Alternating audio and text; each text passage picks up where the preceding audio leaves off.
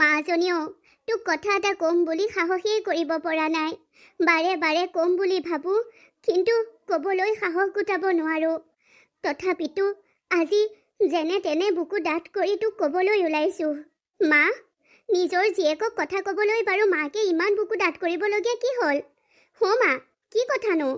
মাজনী, তই পঢ়া শুনাত ভাল।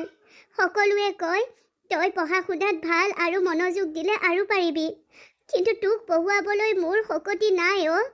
দেউতাৰ মৃত্যুৰ পিছৰ পৰা লোকৰ ঘৰত হাজিৰা কৰি ঘৰখন যেনে তেনে চলাই আছোঁ অ'। মই নজনা নহয় মা। সেইবোৰ কথানো কিয় মোক ক'ব লাগে? মই জানোৱেইচোন। এতিয়া যিটো কথা মই তোক ক'বলৈ ওলাইছোঁ, মই মাক হিচাপে তোক ক'ব নালাগে। তথাপিতো মই উপায়হীন হৈ তোক ক'ব বিচাৰিছোঁ অ'। কি কথা মা? তই তোৰ পঢ়া শুনা ইয়াতে শেষ কৰিব লাগিব অ' মাজনী। মা, মই চৰকাৰী স্কুলতহে পঢ়িছোঁ। ইমান খৰচ নাই নহয়। কিয় মই পঢ়া শুনা এৰিব লাগিব মা? তই লোকৰ ঘৰত কাম কৰিবলৈ যাব লাগিব। তই চহৰৰ মানুহ এঘৰত কাম কৰা মানুহ হিচাপে থাকিব লাগিব। আৰু সেইখিনি টকাৰে তোৰ দাদাৰ এডমিশ্যন দিব লাগিব, ফৰ্ম ফিল-আপ কৰিব লাগিব, দাদাক ভালদৰে পঢ়ুৱাব লাগিব। দেউতাই মৃত্যুৰ আগমুহূৰ্তত মোৰ পৰা এটাই বিচাৰিছিল, সেইটো হৈছে দেউতাই যিটো সপোন পূৰ কৰিব নোৱাৰিলে, সেই সপোনটো তোৰ দাদাই পূৰ কৰাটো বিচাৰিছিল আৰু তাৰ বাবে তোৰ দাদাক যেনে তেনে মোক পঢ়ুৱাবলৈ কৈছিল। উকিল হোৱাৰ সপোন। তোৰ দেউতাৰৰ উকিল কৰিবলৈ বৰ ইচ্ছা আছিল। যুক্তি তৰ্কত তোৰ দেউতা আগৰণুৱা আছিল আৰু গাঁৱত সকলোৰে লগত যুক্তি তৰ্কত তোৰ দেউতাই জিকিছিল। সৰুৰ পৰা তোৰ দাদায়ে য'তে ত'তে হোৱা তৰ্ক প্ৰতিযোগিতাবোৰৰ বাবে তোৰ দেউতাৰে দাদাক সাজু কৰিছিল আৰু সেইমতে তোৰ দাদাই পাৰিছিলো, জিকিছিলো। আৰু তেতিয়াই তোৰ দেউতাই সপোন দেখিছিল, যিটো সপোন দেউতাই পূৰ কৰিব নোৱাৰিলে, সেইটো যাতে তোৰ দাদায়ে পূৰ কৰে। আৰু মৃত্যুৰ আগমুহূৰ্ততো মোৰ পৰা সেইটোৱেই বিচাৰিছিল, মই যাতে তোৰ দাদাক ভালদৰে পঢ়ুৱাওঁ, উকিল হ'ব পৰা কৰোঁ। এতিয়া মোৰ ওচৰত টকাৰ বৰ অভাৱ। সি এতিয়া এডমিশ্যন ল'ব বিচাৰিছে, কিন্তু মই টকা ক'ৰ পৰা দিওঁ অ'? তাৰে চিনাকি তাৰ কলেজত পঢ়া লগৰ ল'ৰা এটাই ক'লে যে তাহাঁতৰ কোনোবা মিতিৰৰ মানুহৰ ঘৰত কাম কৰা ছোৱালী বিচাৰি ফুৰিছে। তই যদি তাত কাম কৰা ছোৱালী হিচাপে থাক, তেন্তে ঢেৰ টকা পাব। মানে তোক দৰমহা হিচাপে সিহঁতে বহুত দিব। 2টা কেঁচুৱা ৰখিব লাগে আৰু ঘৰৰ এখন 2খন কাম কৰিব লাগে। মাজনী, তোৰ দাদায়ে তোক পঠিওৱাৰ কথা মোক সুধিছিল। বাকী তোৰ কথা। তই যাব ইচ্ছা কৰিলে পঠাম আৰু ইচ্ছা নকৰিলে নপঠাওঁ অ' মাজনী। মা, এই কথাটোকে ক'বলৈতো তই ইমান ভাবিব লগা হৈছেনে? তই চিন্তা নকৰিবি মা। দেউতাৰ সপোন ৰক্ষা কৰিবলৈ, দেউতাৰ সপোন পূৰ কৰিবলৈ মই মানুহ এঘৰত কেঁচুৱা 2টা ৰখি দিব নোৱাৰিবলৈনো কিয় পিছলৈ মানে মই পাৰিম মা। তই মোৰ চকুলৈ চাই কচোন, ইফালে কিয় মূৰ কৰিলি? মোৰ চকুলৈ চা কচোন, তই পাৰিবিনে সঁচাকৈ? নালাগে, মই এটা ল'ৰাৰ লগত ভাল কৰিবলৈ গৈ ছোৱালীজনীৰ লগত অন্যায় নকৰোঁ। মা, দেউতাৰ সপোন, দেউতা তোমাৰ স্বামী আৰু আমাৰ দেউতা। দেউতাৰ সপোন পূৰ কৰিবলৈ আমি সৰু কিবা এটা কৰিব নোৱাৰিম নেকি? আৰু দাদা যেতিয়া উকিল হ'ব, মোৰেইতো গৌৰৱ হ'ব। আৰু দাদাই চাকৰি পোৱাৰ পিছত মোকতো সেই মানুহ ঘৰৰ পৰা লৈ আহিব। মোকতো সেই মানুহ ঘৰত কাম কৰা ছোৱালী হিচাপে থাকিবলৈ শিকিছে, হয়নে মা? হয় মাজনী, সি চাকৰি কৰাৰ পিছতনো ক'ত তোক লোকৰ ঘৰত চাকৰণী হিচাপে থাকিবলৈ দিব? সি লৈ আহিব। তেন্তে চিন্তা কিয় কৰিছা মা? মাথো 5-6 বছৰৰ কথা। তাৰ পিছতচোন আমি তিনিওটা পুনৰ একেলগ হৈ থাকিবলৈ পাম। এতিয়া গৈ বহুত সুখত। তেতিয়া আমাৰ বহুত টকা হ'ব, পকা ঘৰ হ'ব, গাড়ী হ'ব। অ' মা, কিমান যে ভাল লাগিব। মই যাম মা, মই চহৰৰ সেই মানুহ ঘৰত কাম কৰিবলৈ যাম। তাৰ পিছত আহি আৰু দাদাৰ চাকৰি হ'ব, আমাৰো ধনী মানুহৰ দৰে ডাঙৰ পকা ঘৰ হ'ব, গাড়ী হ'ব। মা, দাদাই গাড়ী চলাব আৰু আমি দুজনী বহি বজাৰ কৰিবলৈ যাম। কিমান যে ভাল লাগিব। আৰু দেউতায়ো ওপৰৰ পৰা চাই আমাক লৈ গৌৰৱ কৰিব। মা, মই যাম। কেতিয়া যাব লাগিব? আজিতো যাব নোৱাৰিম, মোৰ কাপোৰ কানি অলপ ধুবলৈ আছে, কালিলৈয়ে যাম। কালিলৈও নহয়, দুদিনৰ পিছতহে নিবলৈ আহিব। মাজনী, তোলৈ মোৰ বৰ মনত পৰিব। তই কিন্তু তাত ভালকৈ থাকিবি। কিয় নাথাকিম ভালকৈ মা? মই মোৰ দাদাৰ বাবে যাবলৈ ওলাইছোঁ, মোৰ দেউতাৰ সপোন পূৰ কৰাৰ অলপ হ'লেও সহায় কৰিব ওলাইছোঁ। মা, তুমি ভালকৈ থাকিবা। মা, তই কিন্তু এটা কথা মোৰ মনত ৰাখ, চিন্তা কৰি কৰি খোৱাবোৰ কমাই নিদিবি আকৌ। দাদাও পঢ়িবলৈ গুচি যাব, ময়ো তাত থাকিমগৈ। তই ঘৰখনত অকলশৰীয়া হবি। মই বুলবুলক কৈ থৈ যাম, তাই যাতে তোৰ খিয়াল ৰাখি থাকে। নহ'লে তইহে যি আমাৰ দুটালৈ চিন্তা কৰি নোখোৱা নোবোৱাকৈ শুকায়ে যাবি। নিজৰ সন্তান দূৰত থাকিলে মাকৰ বুকু কঁপিবয়েতোন। কিন্তু চিন্তা নকৰিবি, দেউতাৰ স্মৃতি আৰু তহঁতৰ কথা মনত সামৰিয়ে মই ঘৰখনত থাকিম। বুলবুল, খুৰা খুৰী, ওচৰ পাজৰৰ মানুহ কিমানবোৰ আছে, সকলোৱে মোৰ খা খবৰ লৈ থাকিব। তই মাথো ভালদৰে থাকিবি। হ'ব মা, তই মোৰ চিন্তা একেবাৰে নকৰিবি। মা, কি ৰান্ধিছনো? জুইচোন দপদপকৈ জ্বলি আছে, মোৰো ভোক লাগিছে। দে না, কি ৰান্ধিছ খাবলৈ দেচোন। গাঁৱৰ ইঘৰ সিঘৰ মানুহৰ ঘৰলৈও যাওঁ, আকৌ বা গাঁৱলৈ কেতিয়া আহিবলৈ পাওঁ। যাবি ৰ, লগত ময়ো যাম। তই খাই ভাল পাবি বাবে মই কোমোৰা আৰু কঁঠাল গুটিৰ থুপথুপীয়াকৈ বনাইছোঁ। আনফালে ডাংপতি দুচিয়ামানো ভাজিছোঁ। হ'ব দে মা, ভাত সাজ খাই লৈ অলপ গাঁৱৰ পৰা আহিমগৈ দুয়োজনী তেন্তে। হ'ব। মা, তই ৰচোন, মই দাদাক কৈ থৈ আহোঁগৈ যে মই চহৰলৈ যাবলৈ সাজু হ'লোঁ। দাদাই বৰ ভাল পাব। যাওঁ মা, মই দাদাক কৈ থৈ আহোঁগৈ। যা। সেইজনী বৰ নিৰুপায় মা তোৰ। তোক লোকৰ ঘৰত কাম কৰিবলৈ পঠাব লগা হৈছে একমাত্ৰ টকাৰ অভাৱতো। তই ভালে থাকিবি মাজনী। যাবৰ ইচ্ছা নহ'লেও মই যাব লাগিব মা, মই যাব লাগিব। দেউতাৰ সপোন পূৰ কৰাত মই অলপ সহায় কৰিব লাগিব। দাদা ভাল মানুহ হোৱাত মই সহায় কৰিব লাগিব মা।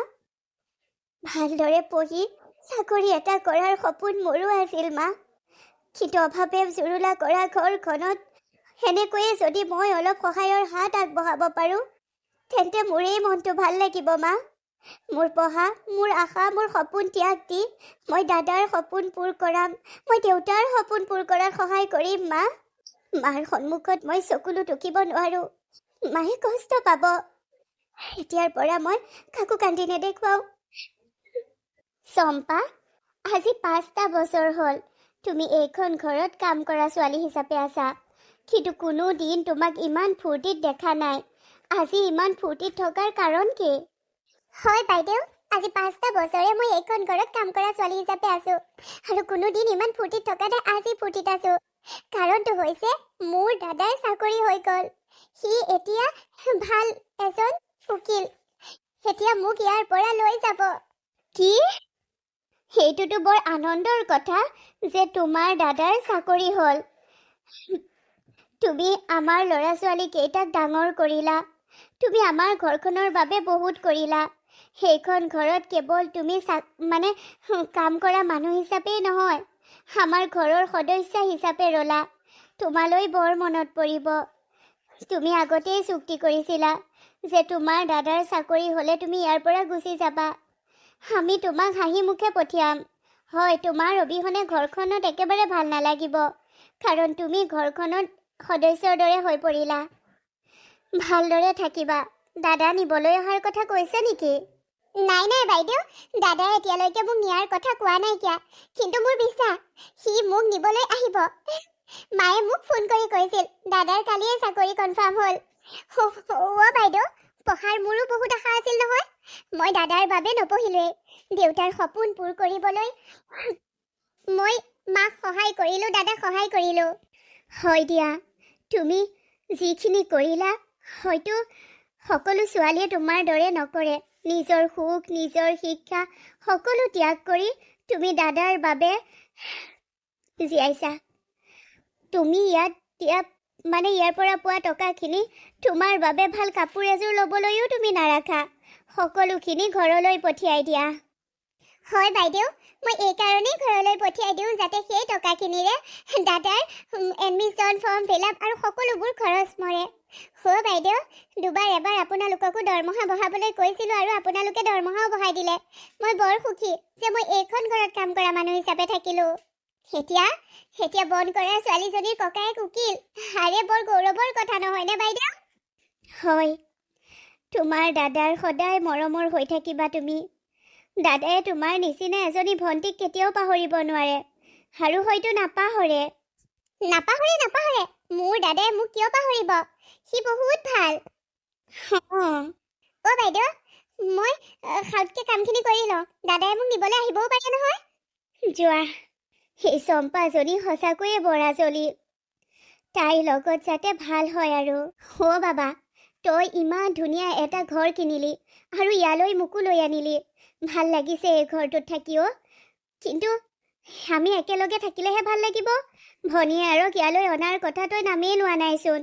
ভণ্টিক লৈ আহগে যা।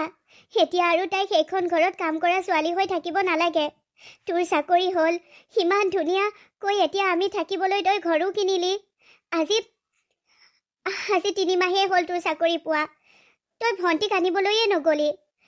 যা, আজিয়ে ভণ্টিক লৈ আহ, যিহেতু তাই এইখন চহৰতেই আছে। মা, তই এইবোৰ কি কৈছ? ভণ্টি? কোন ভণ্টি? চম্পা মোৰ ভণ্টি নহয়। তাই লোকৰ ঘৰৰ কাম কৰা ছোৱালী আৰু তাইক মই ভণ্টি বুলি কাৰো আগত পৰিচয় দিব নোৱাৰো। হয়, কি কথা কৈছ তই এইবোৰ? তাই তোৰ ভণ্টি। তাইক তই এনেকৈ এৰি দিব নোৱাৰ নহয়। মা, মই এতিয়া যিজনী ছোৱালীক বিয়া পাতিম তাই বহুত ধনী ঘৰৰ আৰু তাইৰ দেউতাকে মোক এই ঘৰটো কিনি দিছে। আৰু মোৰ 3 মাহৰ দৰমহাই সিমান এটা বিশাল ঘৰ কিনিবলৈ মোৰ পইচা ক'ৰ পৰা হ'ব ক? তাই দেউতাকে এইটো ঘৰ কিনি দিছে মোক। গাঁৱৰ মানুহক মই নিজে কিনিছো বুলি কৈছো, তোকহে এতিয়া কৈছো। সেই ঘৰটো মই ভালপোৱা ৰিমলিৰ দেউতাকে কিনি দিছে। আৰু এতিয়া ৰিমলিৰ দেউতাকৰ সন্মুখত মোৰ বা যে লোকৰ ঘৰৰ বন কৰা ছোৱালী আৰু তাইক আনি ইয়াত মই ৰাখিলে দেউতাকক অপমান কৰা হ'ব। কাৰণ বহুত নাম থকা মানুহ তেওঁ এজনী বন কৰা ছোৱালী মোৰ বা বুলি জানিলে মোক ঘৃণা কৰিব আৰু ৰিমলিক মোলৈ বিয়া নিদিব। তই এনেকুৱা ফটুৱা কথা নকবি দেই। সেইবোৰ কথা মই ভাল নাপাওঁ। আৰে, তাই তোৰ নিজৰ ভণ্টি। তাই তোক পঢ়ুৱাবৰ বাবে লোকৰ ঘৰত বন কৰা ছোৱালী হিচাপে থাকিলে। যাতে দেউতাৰ সপোন তই উকিল হোৱা সেই সপোনটো পূৰ হয়, সেইবাবে লোকৰ ঘৰত বন কৰা ছোৱালী হিচাপে থাকিলে। আৰু তই এতিয়া তোৰ ভণ্টিক বন কৰা ছোৱালীৰ বাবে পৰিচয় দিবলৈ বেয়া পাইছ ভণ্টি বুলি। আৰে তাই যদি সেইখন ঘৰত তেনেকৈ কাম নকৰিলেহেঁতেন, আজি তই এইদৰে থাকিবলৈ নাপালিহেঁতেন। মা, চম্পাৰ বিষয়ে মোৰ সন্মুখত বেছিকৈ নকবি। মই চম্পাক ভণ্টি হিচাপে নাভাবো আৰু নহয় তাই মোৰ বাবে ভণ্টি। চম্পাক এইখন ঘৰলৈ কোনোদিন নানো। তই যদি চম্পাক এৰি থাকিব নোৱাৰ, যা, গাঁৱৰ সেই জুপুৰিটোতে চম্পাৰ লগত একেলগেই থাকগৈ। এনেও মই তোক ইয়ালৈ আনিম বুলি ভবাই নাছিলো। মোৰ ৰিমলিৰ মাক দেউতাকে মাৰ সৈতে চিনাকি কৰি দিব বিচাৰিলে আৰু ৰিমলিয়েও তোক লৈ অহাৰ কথা ক'লে বাবেহে আনিছো। তই বৰ ডাঙৰ মানুহ হলো বুলি নিজকে নাভাবিবি বোপা। তই ইমানো ডাঙৰ মানুহ হৈ গলি নে যে তোৰ মাৰক এৰি দিব পাৰিবি তই? যিখন ঘৰত থাকি ডাঙৰ হলি সেই ঘৰখনক জুপুৰি বুলি কৈ হাঁহিছ আজি তই। যিজনী ভণ্টিয়ে তোৰ বাবে কষ্ট কৰিলে, সেই ভণ্টিজনীক আজি তই ভণ্টি বুলি পৰিচয় দিবলৈ বেয়া পাইছ। তোৰ নিচিনা পুত্ৰ হোৱাতকৈ পুত্ৰ নোহোৱাকৈ থকাই ভাল। আছা, অলপ সময়ৰ পিছতে ৰিমলিৰ মাক দেউতাক আৰু ৰিমলি আহিব। গতিকে তই সিহঁতৰ আগত এইবোৰ কথা নুলিয়াবি। মই যি বিচাৰিছো সেইমতে কৰ কামবোৰ। তই বিচৰা মতে যে মই কৰিব লাগে, মই বিচৰা মতে কিয় কৰা নাই? তই তোৰ পুতেৰৰ সুখ নিবিচাৰ নেকি? তোৰ পুতেৰৰ সুখ ৰিমলিৰ লগত জড়িত। ৰিমলিৰ সন্মুখত বা ৰিমলিৰ মাক দেউতাকৰ সন্মুখত এইবোৰ কথা একো নকবি। মই অকল তোৰেই সুখ নহয় অ বাপা, মই তহঁত দুয়োটাৰে সুখ বিচাৰো। কিন্তু তই তই তোৰ ভণ্টিক পাহৰি যোৱাটো মই সহ্য কৰিব পৰা নাই। তোৰ ভণ্টিক পৰিচয় দিবলৈ বেয়া পোৱাটো মই সহ্য কৰিব পৰা নাই অ'। তই সহ্য কৰিব পাৰিলেও নোৱাৰিলেও এইটোৱেই হ'ব। মই তাইক কেতিয়াও মোৰ ভণ্টি বুলি কাৰোৰ সন্মুখত পৰিচয় নিদিওঁ আৰু তাইৰ লগত মই কোনো সম্পৰ্ক নাৰাখোঁ। বাবা, সেই দিনটো দেখিবলৈকে মই জীয়াই আছো নে? সেই দিনটো দেখিবলৈকে মাজনী, তই চাগে কিমান আশা কৰি আছ দাদাই তোক আনিবগৈ, কিন্তু সদায় তই মোক সোধ, মই অজুহাতবোৰ দেখাই থাকো। এতিয়া তোৰ ওচৰত মই কি অজুহাত দিম অ' মাজনী? মই বৰ অসহায় হৈছো অ'। দাদা, তোক ইমান দূৰৰ পৰা চিঞৰি চিঞৰি এইখিনিত পাইছোহি। মই তাতে দেখিছিলো তোক। ঐ দাদা, তোৰ ভণ্টি, চাচোন ঘূৰি, চম্পা। মই চম্পা দাদা। ঐ দাদা চাচোন। কোন চম্পা? কোন ভণ্টি? মই কাকো চিনি নাপাওঁ। আপোনাক মই চিনি নাপাওঁ। আপুনি মোৰ পিছা নকৰিব। কি কৈছ তই দাদা? এবাৰ ঘূৰিছা, তোৰ চম্পা, তোৰ ভণ্টি চম্পা। তই মই যে সৰুতে খেলিছিলো।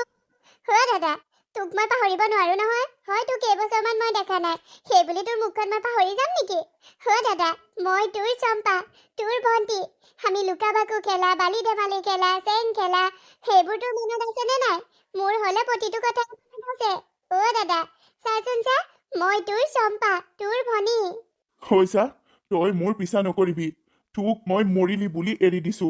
তই মোৰ পিছে পিছে কিয় আহিছ? কোনোবাই যদি দেখা পায় আৰু তই মোক দাদা বুলি মতা যদি শুনে, ডাঙৰ কথা হ'ব। তই গুচি যা ইয়াৰ পৰা। কথা হ'ব আকৌ।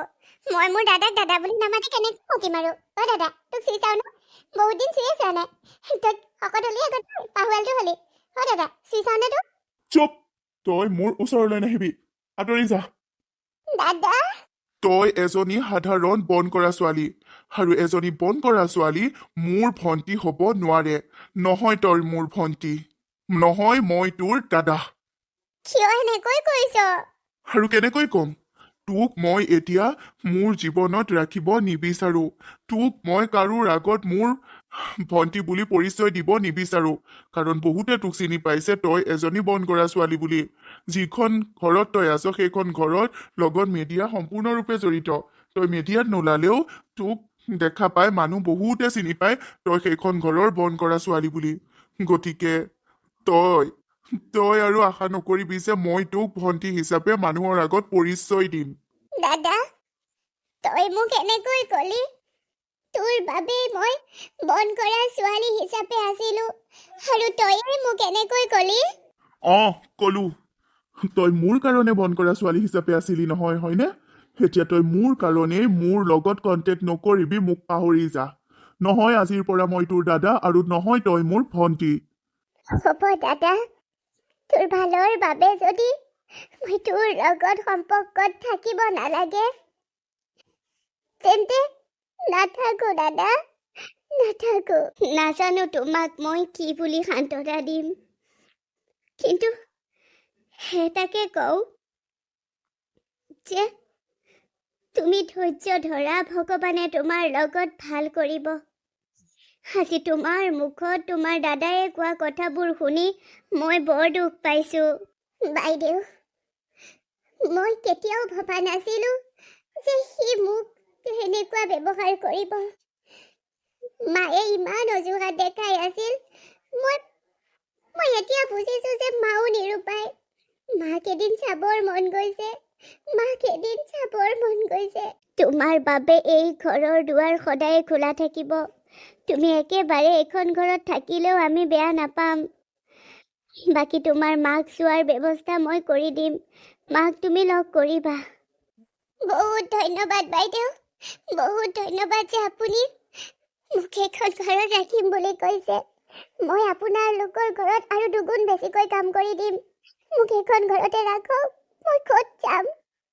তুমি আমাৰ লগত থাকিবা। ৰিমলি? জেঠাই, মই চম্পাক আমাৰ লগত আমাৰ ঘৰত থাকিবলৈ নিবলৈ আহিছো। ৰিমলি বা, তুমি? নালাগে, মই এইখন ঘৰতে থাকিম। ৰিমলি, তইতো গম পাৱয়ে চম্পা আমাৰ ঘৰতে থাকে, ইয়াতে থাকিব দে। কিন্তু মই চম্পাক মোৰ মাৰ ঘৰলৈ নহয়, মোৰ স্বামীৰ ঘৰলৈ নিবলৈ আহিছোঁ।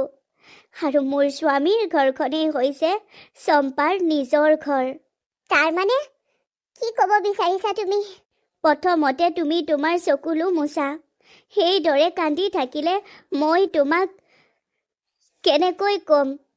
সিমান সুখৰ কথাটো তুমি জানিবতো লাগিব। কোৱাচোন ৰিমলি বা। ৰিমলি, তুমি মোৰ ভনীৰ ছোৱালী আৰু তুমি এইখন ঘৰলৈ অহা যোৱা কৰি থাকা। সেই সূত্ৰে তুমি চম্পাকো চিনি পোৱা। আনকি তোমালোকৰ ঘৰখনৰ সকলোৱে চম্পাক চিনি পায়। এতিয়া তুমি চম্পাক তোমাৰ স্বামীৰ ঘৰলৈ, তোমাৰ হ'বলগীয়া মানুহজনৰ ঘৰলৈ নিবলৈ ওলাইছা আৰু কৈছা সেইখন চম্পাৰ নিজৰ ঘৰ। মই ঠিক বুজা নাই। আচলতে মই ভালপোৱা ল'ৰাজন আৰু মই যিজন ল'ৰাৰ লগত বিয়া হ'বলৈ ওলাইছোঁ সেইজনৰ নাম হৈছে চম্পক আৰু চম্পকৰ ভণ্টিয়েই হৈছে চম্পা। দাদা, ৰিমলি বা, তুমি দাদাৰ লগত বিয়া হ'ব? ভগৱানে দাদাৰ বাবে বৰ ধুনীয়া জীৱন সংগী বাছি থৈছে। মোৰ নবৌ হ'বা তুমি। কি? আৰু মই সকলোবোৰ কথা গম পাইছোঁ। মই কালি মাক কান্দি থকা দেখা পালোঁ আৰু মাক মোৰ শপত দি চম্পক আৰু আমাৰ সম্পৰ্কৰ সকলোবোৰ শপত দি, ভগৱানৰো শপত দি মাৰ মুখৰ পৰা সত্যবোৰ উলিয়ালোঁ। আৰু সত্যবোৰ ওলোৱাৰ পিছত মই জানিলোঁ যে চম্পকৰ ভনীয়েকেই চম্পা। আৰু চম্পা, তুমি যিখন ঘৰত থকা সেই কথা ক'লত মইতো আচৰিতেই হ'লোঁ যে মোৰ জেঠাই ঘৰত থকা মই গ'লে লগ পোৱা চম্পাজনী মোৰ ননদ, মোৰ হ'বলগীয়া ননদ। আৰু মই শীঘ্ৰে তোমাক নিবলৈ গুচি আহিছোঁ। কিন্তু চম্পকেতো চম্পাক বহুত অপমান কৰি পঠাই দিছে। সি তাৰ জীৱনত তাইক নিবিচাৰে। মই বিচাৰোঁ নহয়। চম্পকে যদি মোৰ লগত সম্পৰ্ক ৰাখিব বিচাৰে, মোক যদি নিজৰ পত্নী হিচাপে বিচাৰে, তেন্তে সি নিজৰ ভনীয়েককো গ্ৰহণ কৰিব লাগিব। তাৰ নিচিনা এটা ল'ৰাৰ লগত মই বিয়া হ'বলৈ উত্ৰাৱল হৈ থকা নাই, যি নিজৰ ভনীয়েককে ত্যাগ কৰে। যিজন ল'ৰাই নিজৰ ভনীয়েকক ত্যাগ কৰিব পাৰে, সেই ল'ৰাজনক কি বিশ্বাস কৰি মই বিয়া হ'ম? এদিনতো মোকো ত্যাগ কৰিব সি। তেনেকৈ নক'বা, দাদা বহুত ভাল। দাদাই কিবা এটা কাৰণত মোক তেনেকৈ ক'ব পাৰে, কিন্তু দাদা বহুত ভাল। তুমি দাদাক বিশ্বাস কৰিব পাৰা। তেন্তে তুমি মোক বিশ্বাস কৰি ব'লা এতিয়া মোৰ লগত তোমাৰ নিজৰ ঘৰলৈ। তোমাৰ দাদাই নিব বুলি যি আশা কৰি আছিলা, আজি সেই আশা তোমাৰ নবৌয়ে পূৰণ কৰিছোঁ। যাবানে মোৰ লগত তোমাৰ নিজৰ ঘৰলৈ? যাম নবৌ। ভগৱানে চকু মেলি চালে আমাৰ ঘৰত জীৱনৰ বাবে থকা হ'লেও বহুত ভাল পালোহেঁতেন, কিন্তু নিজৰ ঘৰখনলৈ যাবলৈ ওলোৱাটো মই অত্যন্ত সুখী হৈছোঁ। ভালেৰে থাকিবা চম্পা। মই এইখন ঘৰৰ পৰা যাবলৈ ওলাইছোঁ সঁচা বাইদেউ, কিন্তু আপোনালোকৰ খবৰ খাতি ল'বলৈ মই আহি থাকিম। আগতেও কৈছিলোঁ, এতিয়াও কওঁ, এই ঘৰৰ দুৱাৰ তোমাৰ বাবে সদায়েই খোলা থাকিব। মোক ক্ষমা কৰি দিলি ইমান সহজতে? কিয় ভণ্টি, কিয় মোক ক্ষমা কৰি দিছ? মুকেশৰ মোক মাৰ তই। দাদা, এনেকৈ কিয় কৈছ? নকবি এনেকৈ দাদা, তই মোৰ দাদা, তোক মই বেয়া পাই থাকিব পাৰোঁ নেকি? মই বৰ অহংকাৰী হৈ গ'লো অ। তই জাননে, মই ভাবিছিলোঁ ৰিমলিহঁতৰ ঘৰখনে ৰিমলিৰ পৰিয়ালে তই বন্ধ কৰা ছোৱালী বুলি গম পালে মোৰ আৰু ৰিমলিৰ বিয়া কেঞ্চেল কৰি দিব। কিন্তু মই ভবাই নাছিলোঁ তেওঁলোক যে ইমান মহান, তেওঁলোকে যে কথাবোৰ ইমান সহজভাৱে লয়। দাদা, হ'ব দে, যোৱা কথা গ'ল আৰু। তই মোক বাৰে বাৰে ক্ষমা বিচাৰি নাথাকিবি, মই বৰ কষ্ট পাম। মই বহুত সুখী যে ৰিমলি বা মোৰ নবৌ হ'ব, মোৰ দাদাৰ পত্নী। আৰু মই এই কথাটো সুখী যে মই মোৰ উকিল দাদাৰ ভনীয়েক। প্ৰথম কথা, মই আৰু আমাৰ ঘৰখনে সেইটো জানি আচৰিত হৈছোঁ যে এজন ককায়েকক পঢ়ুৱাবলৈ, মৃত দেউতাকৰ সপোন পূৰ কৰিবলৈ এজনী ছোৱালীয়ে এনেকৈ ছেক্ৰিফাইচ কৰিব পাৰে। তোমাক চালাম। তোমাৰ নিচিনা ভণ্টি প্ৰতিজন ককায়েকেই পাওক, কিন্তু প্ৰতিজনী ভনীয়েকে সেনেকুৱা ককাইক নাপাওক। তুমি ঠিকেই কৈছা ৰিমলি, তুমি ঠিকেই কৈছা। মোক ক্ষমা কৰি মোৰ লগত বিয়াত বহিবলৈ তুমি সাজুনে? তোমাক মই তোমাৰ ভণ্টিৰ বাবে ক্ষমা কৰি দিছোঁ। চম্পাৰ বাবে মই তোমাক ক্ষমা কৰি দিছোঁ। চম্পাই বিচাৰিছে তাই ৰিমলি বা তাই নবৌ হওক, আৰু সেইবাবে মই তোমাৰ হাজাৰটা ভুলক ক্ষমা কৰি দিছোঁ। আমাৰ মা দেউতাই তোমাক বহুত বেয়া পাইছে, সেনেকুৱা যাতে কেতিয়াও নকৰা। আৰু তুমি মোক কথা দিয়া যে তুমি তোমাৰ ভণ্টিক সদায় মৰমত আৰু আলাসত ৰাখিবা। সেইটোৱেই হ'ব ৰিমলি, সেইটোৱেই হ'ব। মা, তোৰ কি হ'ল? তই একো নকওঁ নেকি? মা, তই তোৰ ল'ৰাটোক ক্ষমা কৰিব পাৰিবিনে? তই বৰ ডাঙৰ ভুল কৰিলি বাবা। কিন্তু মাকৰ অন্তৰে সন্তানক বেয়া পাই থাকিব নোৱাৰে। তহঁত দুটাই এইদৰে সদায় মিলি জুলি থাকিবি। কেৱল তহঁত দুটাই নহয়, তহঁত তিনিওটা। আমি আজি আছোঁ, কালিলৈ গুচি যাম, কিন্তু এই পৃথিৱীত তহঁত তিনিওটা মিলি জুলি থাকিবি। মই এইটো দেখি সুখী যে মোৰ ল'ৰাটোৰ বাবে ৰিমলিৰ নিচিনা এজনী বোৱাৰী পালোঁ। ৰিমলি, তুমি আছা যিহেতু চম্পাৰ একো নহয়, একো বেয়া নহয় জানো। একো বেয়া হ'বলৈ নিদিওঁ মই চম্পাৰ লগত। সৎ এজন ল'ৰা চাই সুলভ মালহে চম্পাৰ বিয়া পাতি দিম মা। আগত তোমালোকৰ বিয়াখনৰ বাবে মই বহুত এক্সাইটেড হৈ আছো। ৰিমলি আৰু চম্পকৰ বিয়া অহা মাহতেই হ'ব।